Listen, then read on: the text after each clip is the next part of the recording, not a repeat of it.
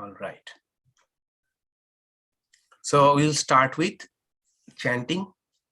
We are learning to chant Narayana Sukta, one famous Vedic hymn.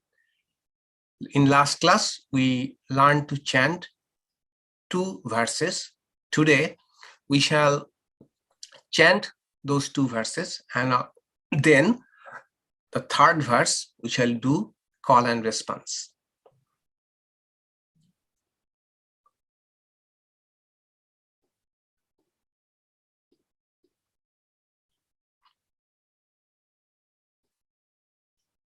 First, we shall do what we shall do first. Okay.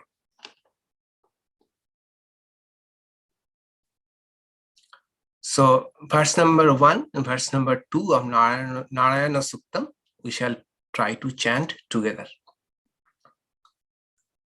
Om Sahasra Shirasham Devam Vishaksham Vishwashambhuvam Visham Narayanam Devam Aksharam Paramam Padam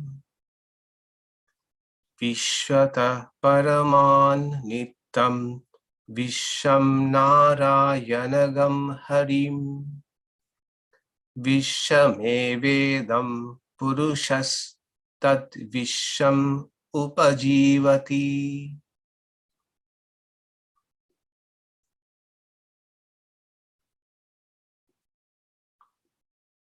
So, 3rd verse, first we shall read the English translation. The protector of the universe, the Lord of all souls, the perpetual, the auspicious, the indestructible, the goal of all creation, the supreme object worthy of being known, the soul of all beings, the refuge unfailing is Narayana.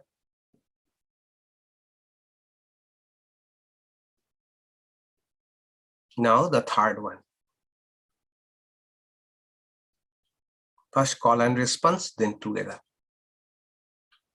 Patim Vishwasyatmeshwaragam Patim Vishwasyatmeshwaragam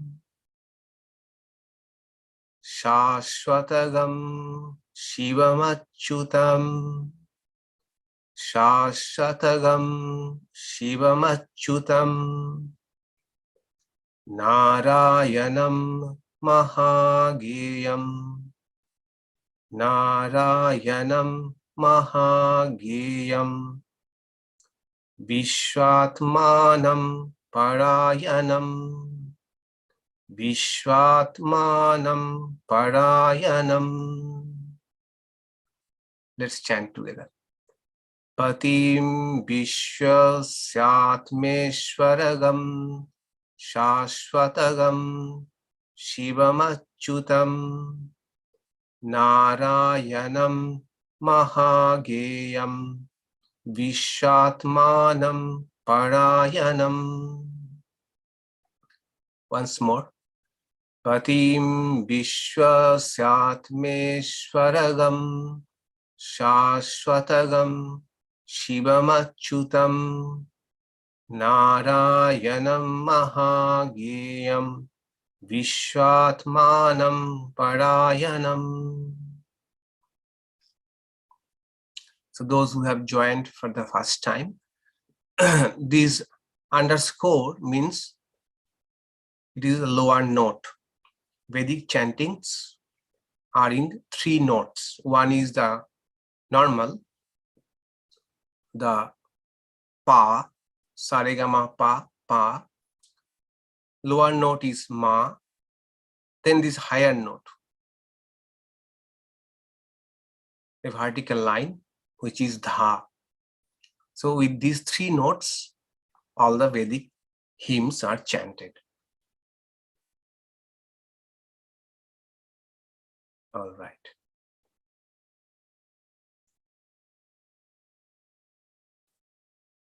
we shall read today the aphorism 50 of Narada Bhakti Sutras. Then we shall do a overview of the entire text that we have read so far, from aphorism number 1 to aphorism number 50 of Narada Bhakti Sutras.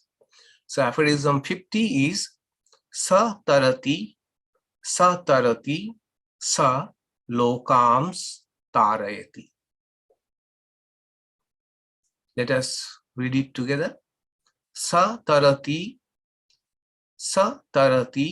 sa lokams tarayati.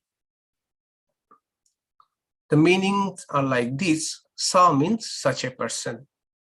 Tarati crosses over Maya. And it is repeated again. Such a person crosses over Maya.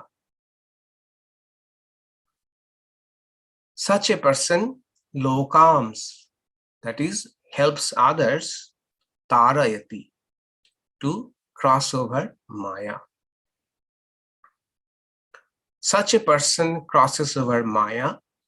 Such a person crosses over Maya. Such a person helps others to cross over Maya.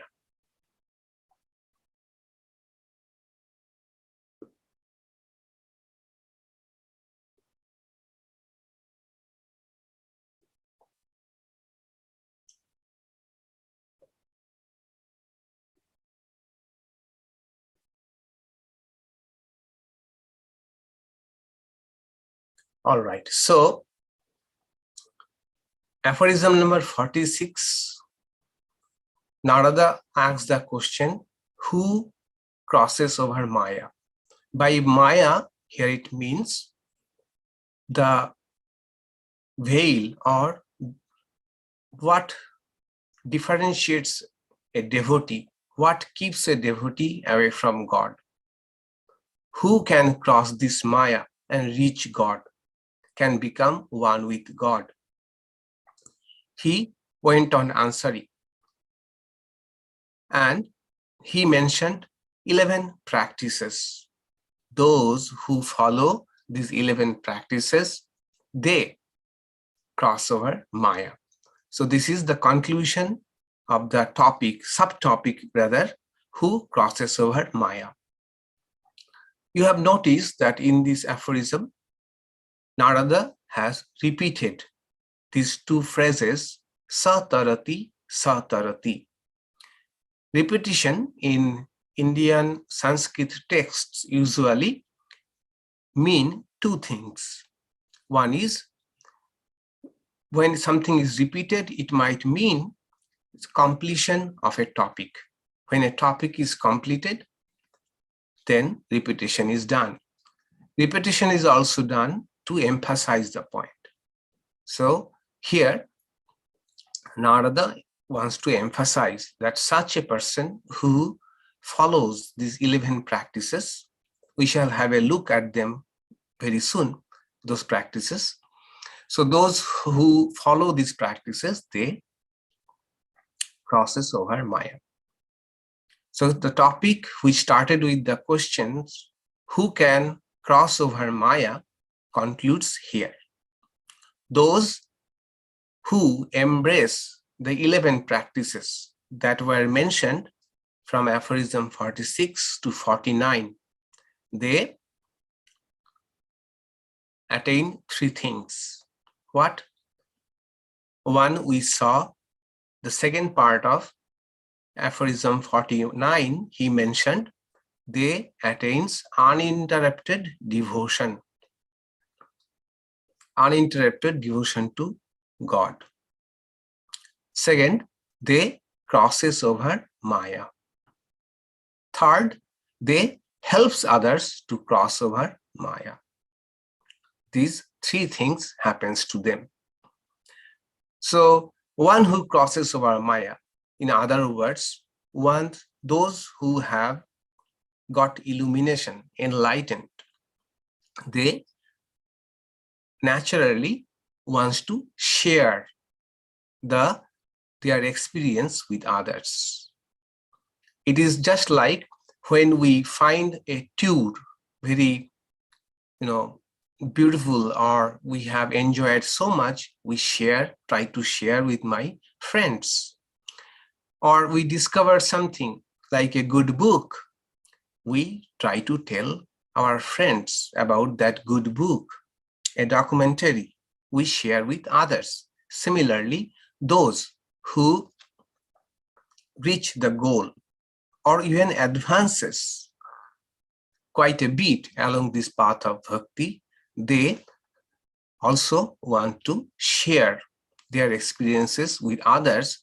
And when they can cross over this Maya, when they reach the goal, they help others also to reach the goal, because to them it seems that they wish that all of others would have known about this journey, about this fulfilling journey. So they become eager to help others who are trying to tread the spiritual path. We see in the life of great devotees or great masters who have got illumination. For example, in the life of Sri Ramakrishna, we see that he was always eager to share his spiritual experiences with others. Not only that, he was so much eager that sometimes whenever he heard that there will be a congregation gathering of devotees, if it was possible for him, he used to himself go to those gatherings to share his spiritual experiences with others, to inspire others, to encourage others, and those who have already started the journey, to give them impetus. So they not only themselves go beyond Maya, they help others to go beyond Maya. This is the gist of this aphorism. With this, we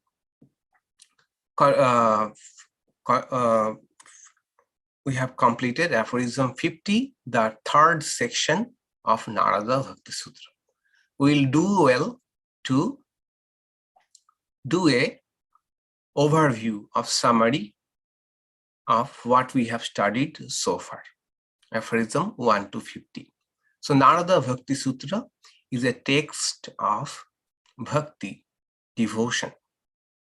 It has 84 aphorisms, which can be classified into 5 sections. We have studied 3 sections, 2 more sections are left.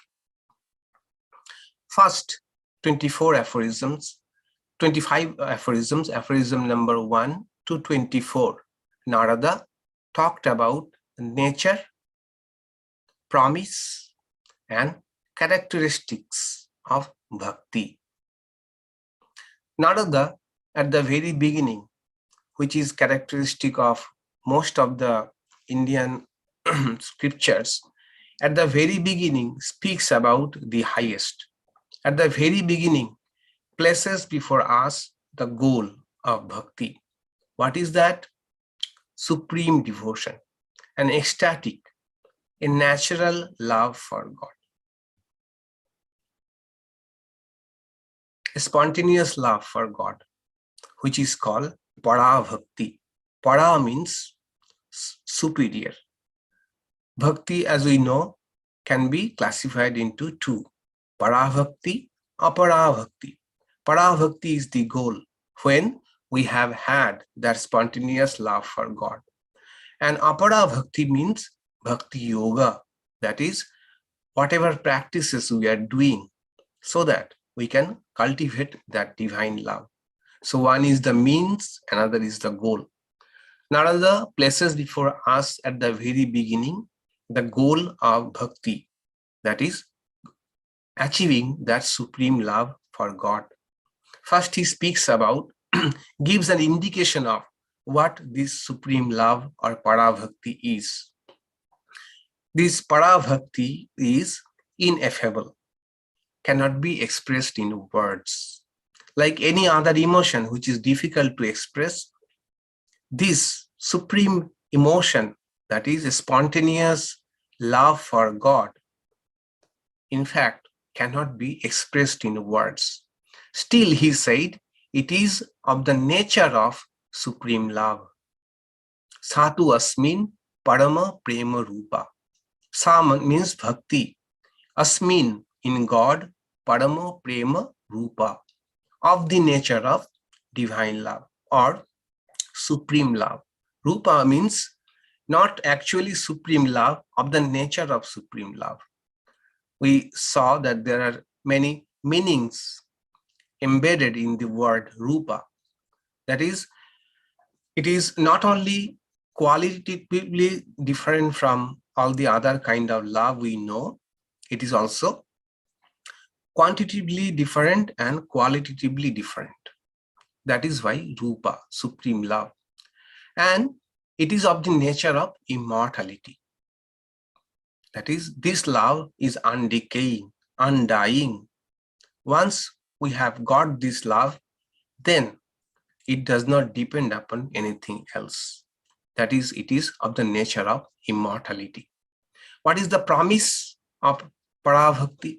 What happens to us if we get this state of Parabhakti? Narada says, having attained this, one becomes Siddha, that is, illumined. The path that one started in the path of Bhakti, they reach the goal.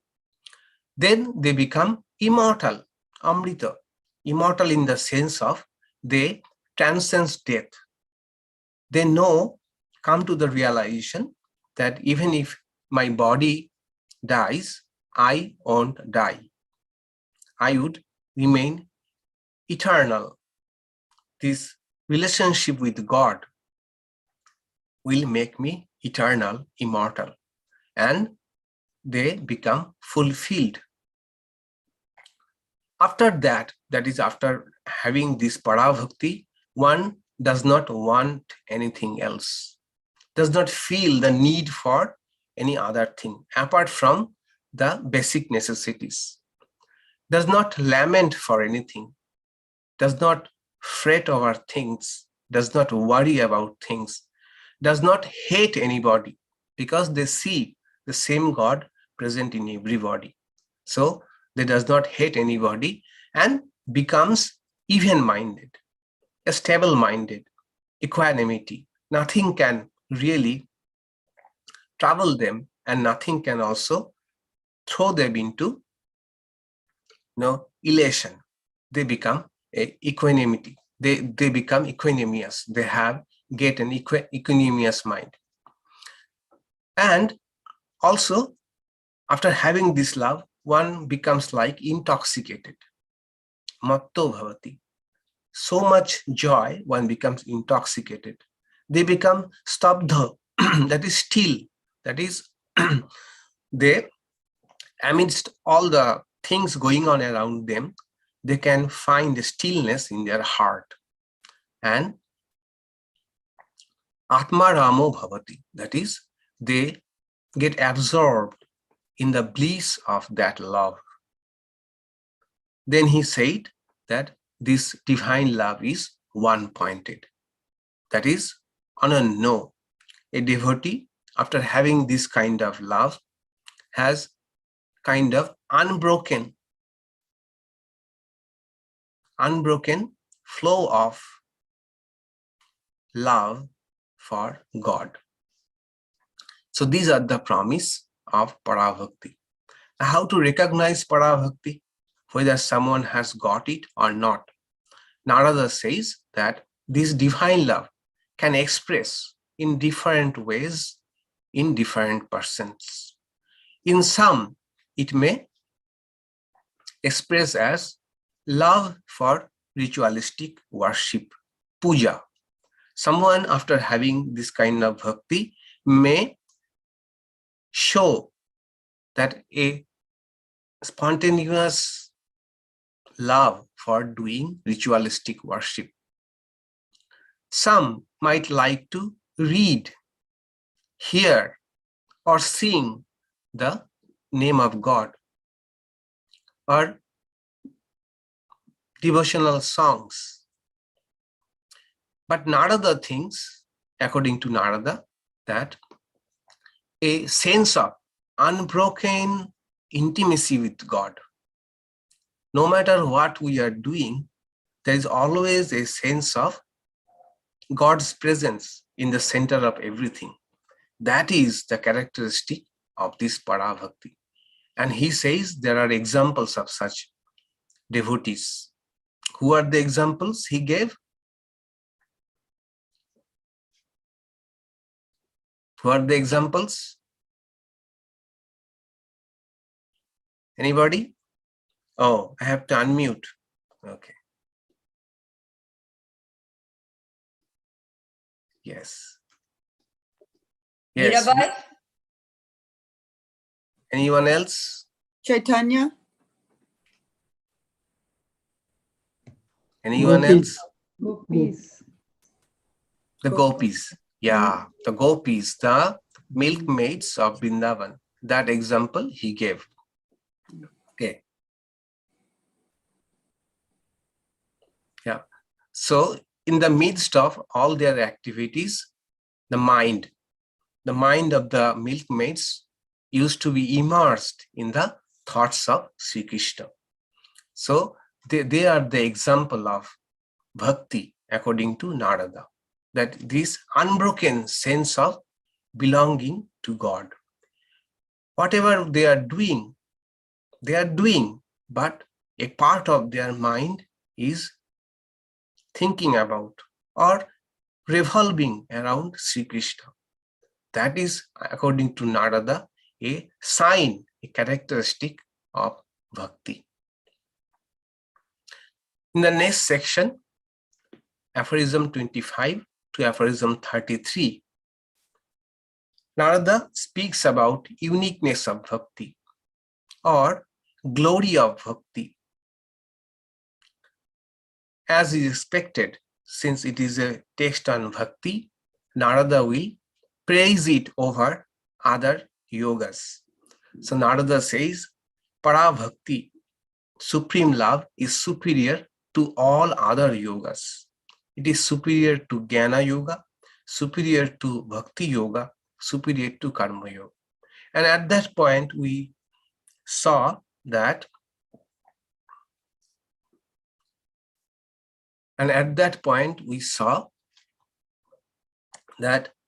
bhakti, the bhakti that Narada is talking about, this Parabhakti, supreme love, is superior to even Bhakti Yoga. Because Parabhakti is the goal, the culmination of the journey of Bhakti Yoga. In that sense, Bhakti, supreme Bhakti, Parabhakti, is superior to even Bhakti Yoga. Then Narada says, Bhakti is such a path that brings intimacy between the devotee and God. No other path brings so much intimacy between a devotee and God as bhakti does. That is why bhakti is superior to other paths. Then he says that some say that bhakti and jnana, devotion and the path of wisdom, are complementary to each other. And we saw that how it is so, that in the path of bhakti, we need to have a clear idea of the goal. That is a wisdom, that is a jnana. And also, sometimes when doubt comes, who is that God I am praying to? Where is that God? Jnana Yoga comes to our help to tell us that is the same spirit that is in me, which is everywhere. That is actually the God I am praying to. I am adoring, I am worshipping. It is the same formless, infinite God, infinite reality, which is the basis of our entire creation. That reality I am approaching through a form. That kind of jnana helps us in the path of bhakti. And also in the path of jnana, bhakti helps to purify the mind. And they say that bhakti prepares the mind for jnana. That is why Narada says that some say bhakti and jnana are complementary to each other. But Narada says that bhakti itself is sufficient. Bhakti itself is the path. Bhakti itself is the goal. Take bhakti as a practice and reach para-bhakti as goal. So bhakti itself is sufficient. That is why bhakti is superior to other paths. He gives one example. He says, mere knowledge of food cannot satisfy our hunger. Mere knowledge of the palace cannot satisfy the king. The king have to go and live in the palace, then he can enjoy. And we have to eat, then only our hunger will be satisfied. In the same way, he says, mere knowledge about God does not satisfy the devotee. Devotee wants to experience the bliss of merging up with God. That is, according to Narada, possible only through bhakti. So, Narada says, those who want illumination should seek bhakti alone. While discussing this part, we noted it is natural for Narada to praise bhakti because it is a bhakti path.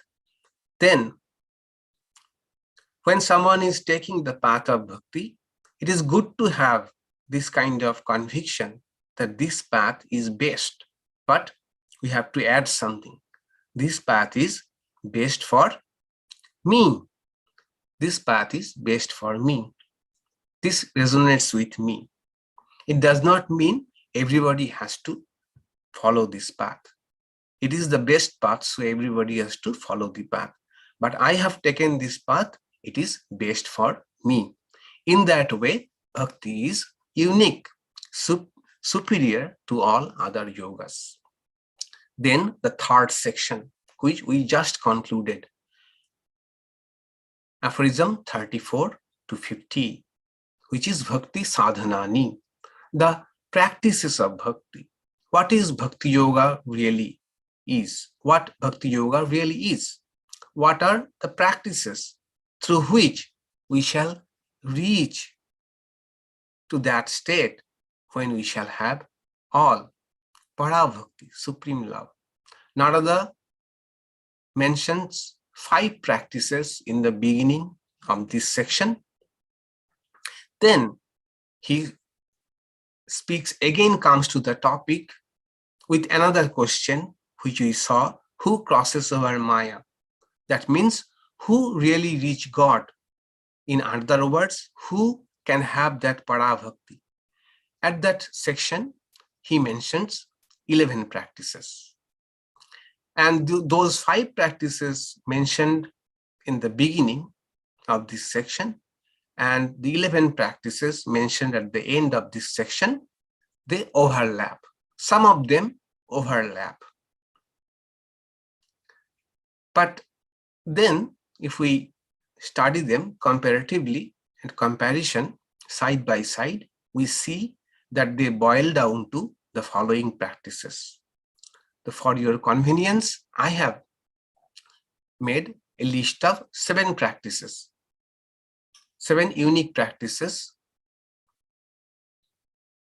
which Narada has spoken about. Number 1, acquiring and preserving of objects take our time and energy. So Narada says, minimize that. Can we reduce our dependence on sense objects, material objects? Can we simplify our life? That is, he said, Vishaya Tyaga. Vishaya Tyaga. Can we avoid having, number 2, can we avoid having strong likes and strong dislikes, which are the roots of our bondage? Attachment, aversion. The more I like something strongly, the more attached to them we are, the more hanker for them. Similarly, strongly if I dislike something, more averse to them I am, and I want to avoid that thing at any cost. These are actually the real cause of our bondage that don't allow us to be free. So can we avoid having strong likes and strong dislikes? He told it as Sangha Tyaga. Sangha Tyaga. Sangha means attachment. Practice 3. Can we be more regular and consistent in our practices? Regular and consistent. That is Abhyabrita Bhajana. Abhyabrita Bhajana literally means uninterrupted worship of the Lord. And we saw that for us, this superlative uninterrupted all the time really means regular and consistent practice. Fourth, can we spend more time in spiritual practices such as reading holy books, listening to holy talks, even when we are engaged in other activities? We gave the example of, suppose we are with other people in congregation. At that time, we can sing, which is a very potent means, kirtana. Or suppose we are doing something, driving somewhere. At that time, can we listen to holy talks, spiritual talks, which elevate our mind, or even say chanting or devotional music? Narada said this practice, mentioned these two practices as Shravana and Kirtana.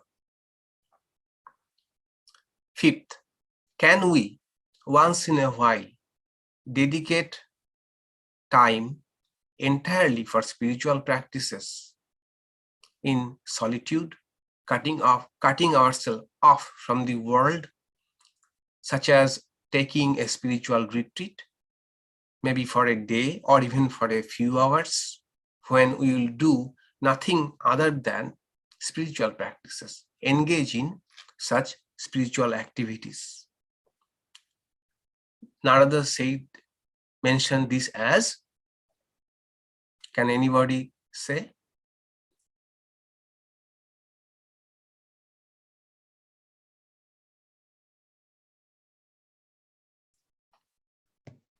Vivikta Sevi. 47 aphorism. Vivikta sthanam sevate. Okay. Yes. That is thinking about God in solitude. Practice 6. Can we accept the consequences of our actions with serenity, in an attitude of gift from God? That is, some success makes us happy, failure makes us unhappy. But can we gradually try to remain unaffected by success and failures in our endeavor? How? By, after doing the work, can we think that we have offered our work to God, and whatever is coming from God. So we shall remain unaffected by the consequences. That was mentioned as karma phala tyaga. 7th, can we remember God once in a while, even during our activities? That is, suppose we are doing something at the beginning of the starting the work, during the work, and at the end of the work, can we think of God even for a moment? He mentioned this practice as karma sannyasa. That is, dedicating all actions to God. It also, karma sannyasa also means giving up or reducing actions prompted by selfish desire. Can we become more and more unselfish? Then eighth, only one practice left. Can anybody say which one?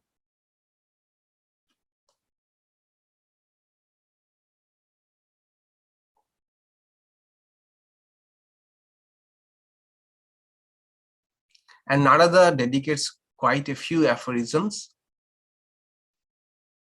on this. Chanting? Chanting the Chanting he has mantra? already included in Kirtana. Okay. Okay.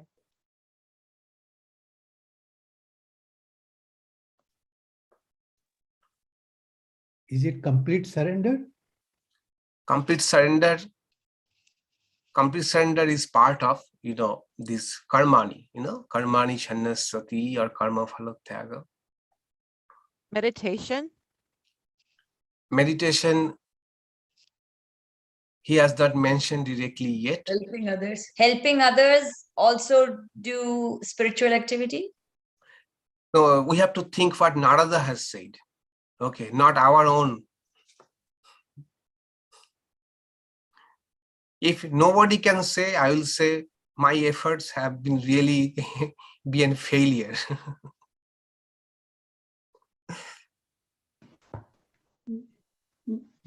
Avichinna Anuraga.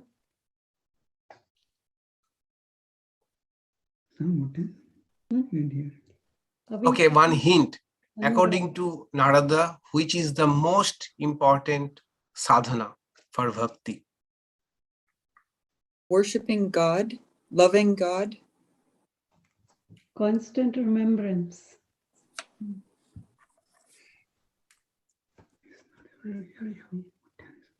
All right. Already say singing? Maharaj, Mukhatatu mahat kripaya eva. Mukhatatu. Main is holy company. If we forget everything else, Narada, that is what he stresses. Satsang. Holy Satsang. company. Holy company, that is association with people who have advanced themselves in the path of bhakti. And Narada dedicates quite a few aphorisms on that. He says that, first of all, we had a lot of discussion about this, why it is influence. Influence is so important, what kind of company we keep. Narada said that holy company is difficult to get. Reason is, we don't know, first of all, who is holy. But anyway, we try to get a definition from holy person. Rule of thumb is those whose presence elevate our mind and encourage us in spiritual practice. That is a rule of thumb. And we also saw a definition from Bhagavatam. People who are equanimous, calm, good at heart, does not hate others. Those are the people, honest. These are holy people. And we also noted that holy company, of course, a illumined person's company is most sought after thing. But even an advanced person in the path of bhakti is a holy company. And we also noted even a spiritual community. Having a spiritual community or other people who are also trying to live a spiritual life, their company also means holy company. So Narada says this is the most important thing. This, he says, Mukhatatu mahat kripaya eva bhagavat kripa leshadva, or a little bit of divine grace. And we define divine grace as the holy company influences from outside, and divine grace is what prompts from within ourselves. Okay, we may say that that is sign of divine grace. A prompt from our within our own self at some point to seek spirituality or taking interest in spirituality. These are divine grace. So according to Narada, all these practices are important, but most efficacious practice is to have company of holy people. So that point should never be lost sight of. And he said, holy company's effect on us is imperceptible. We don't Mahat understand. sangastu durlabha mogha moghascha illa. Yeah, it is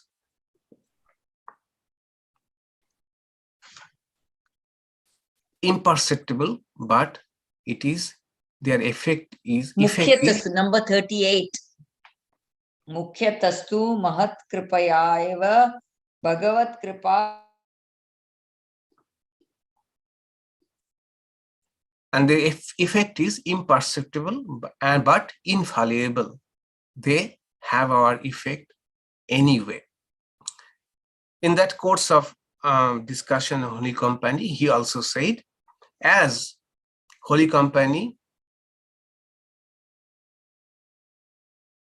inspires us in spiritual life, so also we should remember that things or people which take me away from God is also an influence. We should try to minimize those kind of influence. So all these practices, which I boil down to 8 practices, need not be done simultaneously.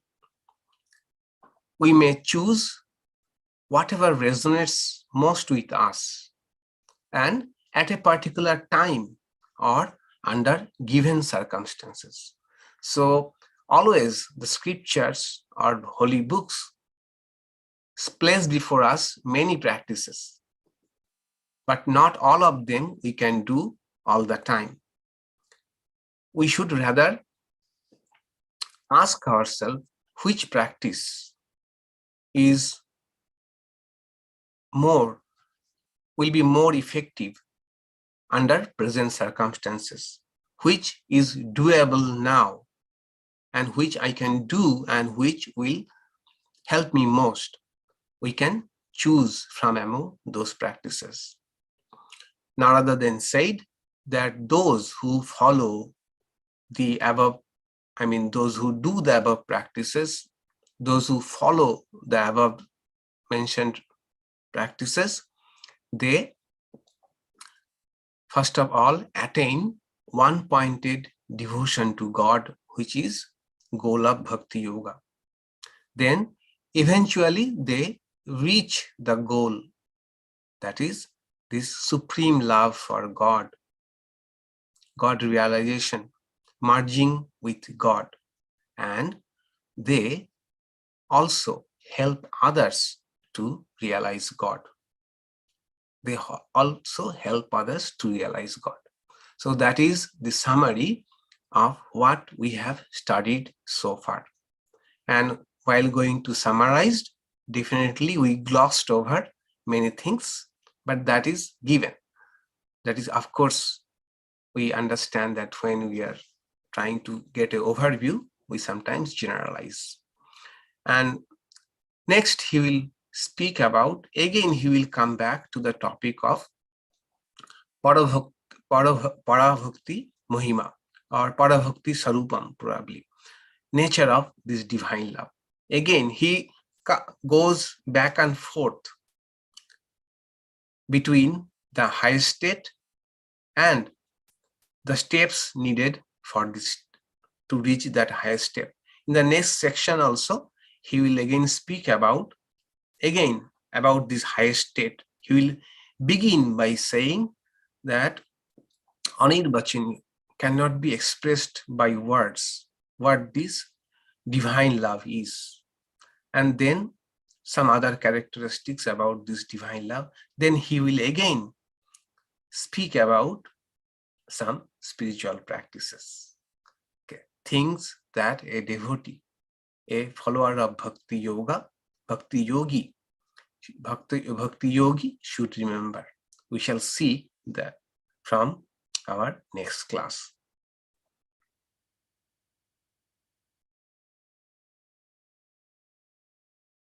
All right. Any question?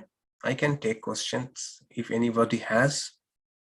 Just unmute yourself and ask the question. And I will send us this summary.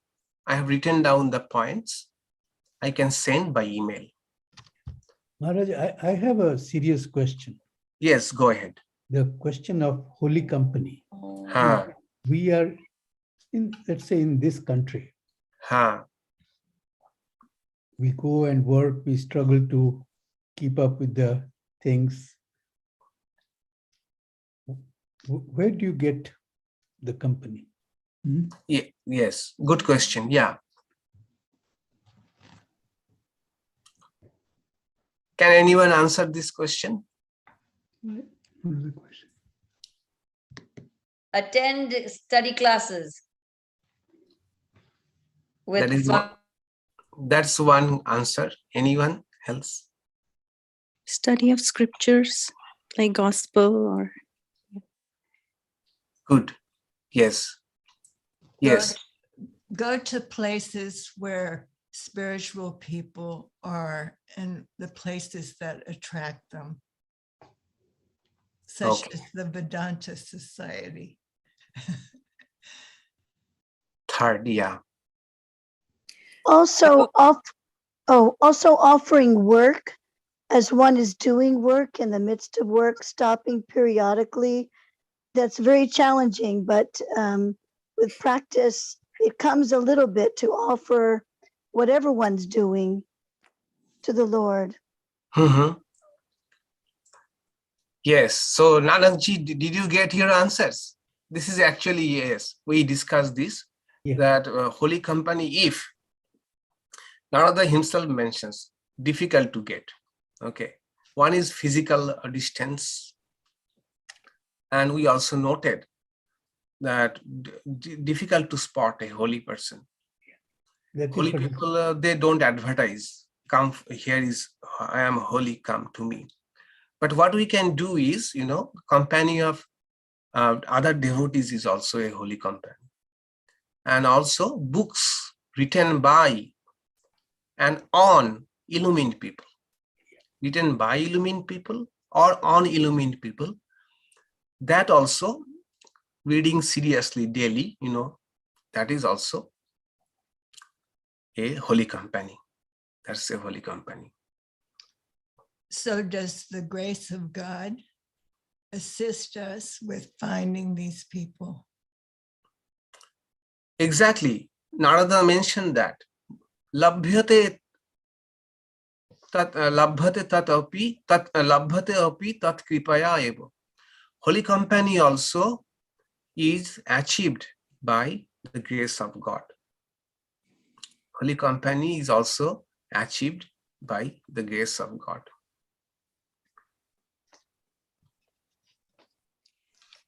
When I'm in a place where it seems like there's nobody that's holy company, I like to try to notice even a holy quality in just a regular person, to see if there's just even one holy quality, because then I know that that's something that I can bear witness to and elevate myself also. Yeah, good. That's a very good idea. Very good elevating idea. Yes. In verse 47, which emphasizes solitude. So, he who lives in solitudes, etc., etc. So is there somewhat of a contradiction here? On one hand, you're seeking holy company. The other hand, also recommended to seek solitude. Can one be in both? How can you seek holy company while you're in solitude? Yeah, very, very good question. Holy company is preferable than solitude. Okay, I see. But 100% time it is not possible to have holy company.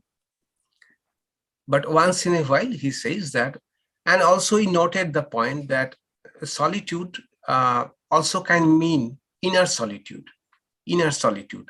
That is, even I am amidst other people, other people, I can still maintain thoughts, holy thoughts or ideas within. Okay. Even among with other people I am there, but still there is a part of me which is centered or hooked to the holy ideas. That is also inner solitude, inner solitude.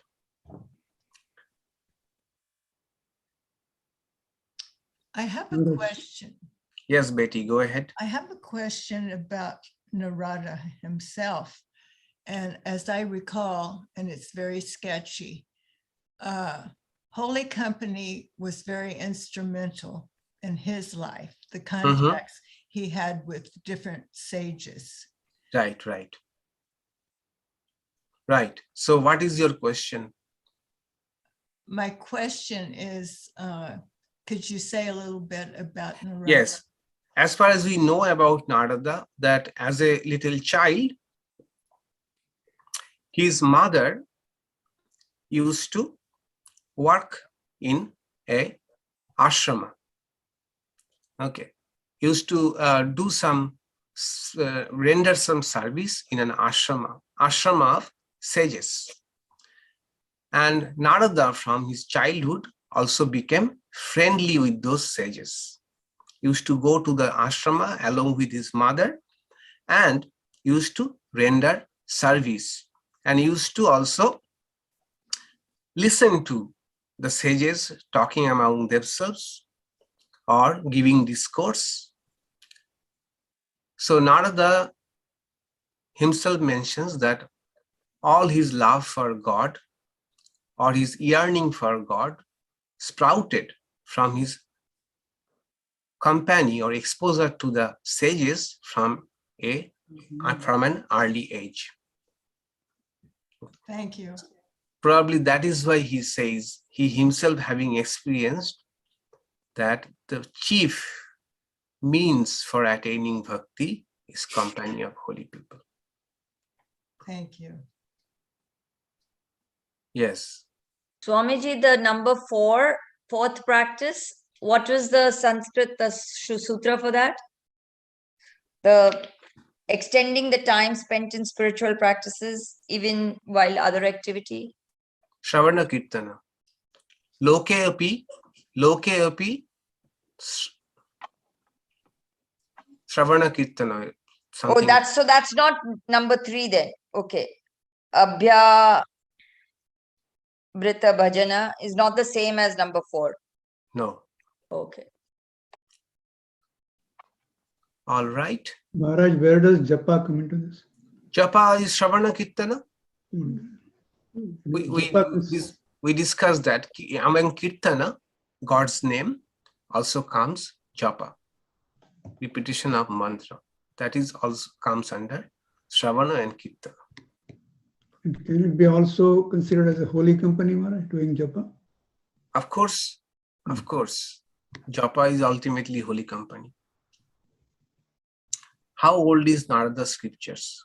Difficult to say, but given the nature of the aphorisms, this literature, aphoristic literature flourished in India between 2nd century CE, Common Era, and 5th century CE. So in between sometime, Narada Bhakti Sutras were written.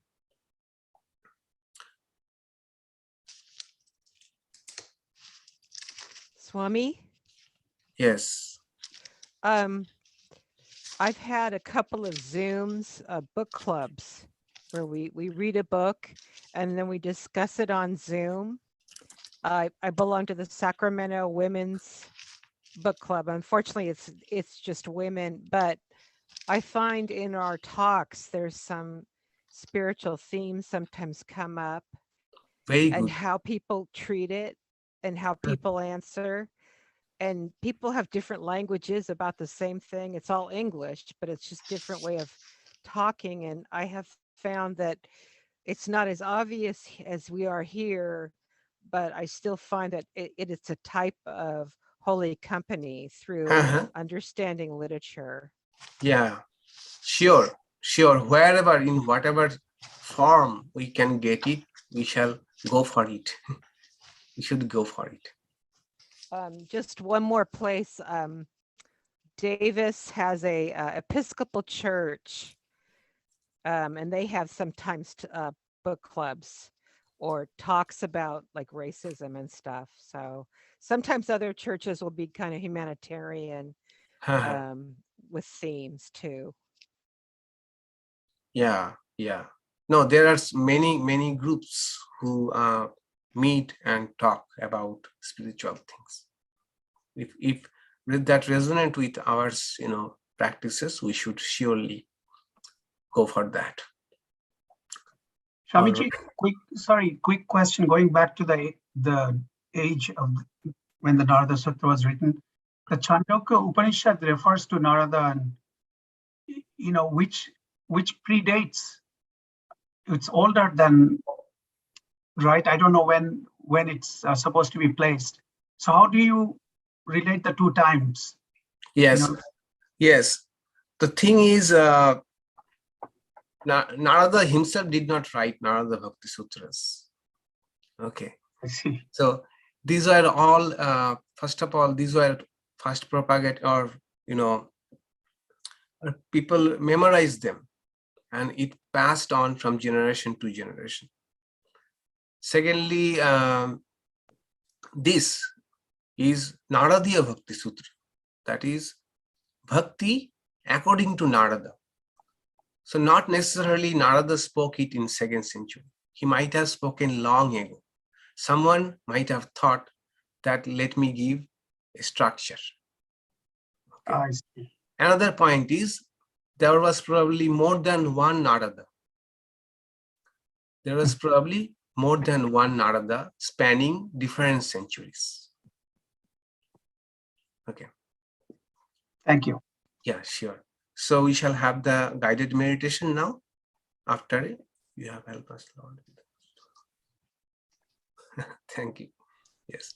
All right. We shall have the guided meditation after just 1 minute of break. Okay. I will take a break of 1 minute. You can also think of drinking a glass of water or anything like that. Then we shall sit for 25 to 30 minutes.